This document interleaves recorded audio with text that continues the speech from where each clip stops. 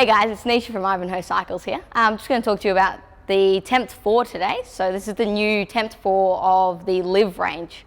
So your Tempt 4 is basically the base model of Tempts. So with this one here, we're running basic componentry. So you've got your basics at the back. Now, obviously, as you go up through the models, you get better bikes as you go.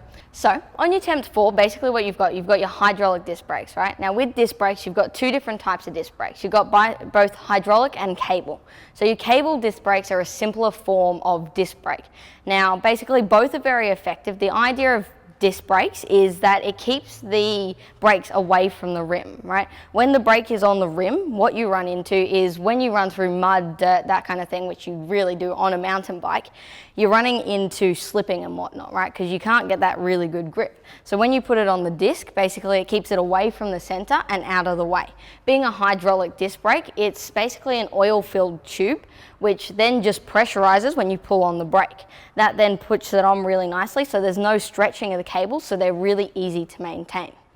All right, so your Tempt 4 is a basic hardtail, right? So meaning that it doesn't have rear suspension, you've just got your front suspension. With this suspension on the Tempt 4, what we have is just a basic lockout system. So this one here, it's what we call speed lockout. That means a couple of things. It basically means that with that, you can lock it out whilst you're on the bike, so you don't have to have no pressure on the bike, on the shock, sorry.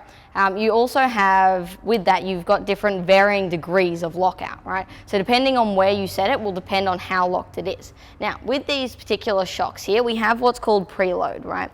Which is basically what you have on any spring-loaded shocks. When you get into your higher models, you get into air shocks. Now, basically your air shocks will absorb that shock a lot easier and a lot smoother, whereas your springs only do it to a certain degree.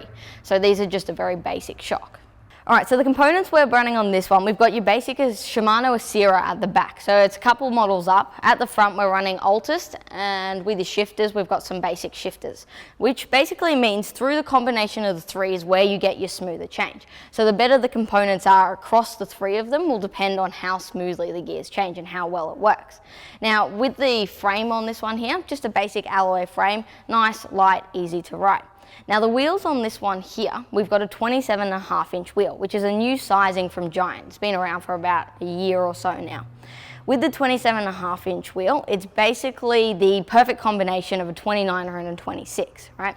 With 27.5, what you get is you get good acceleration, good speed, good rollover, which is basically combined from the two.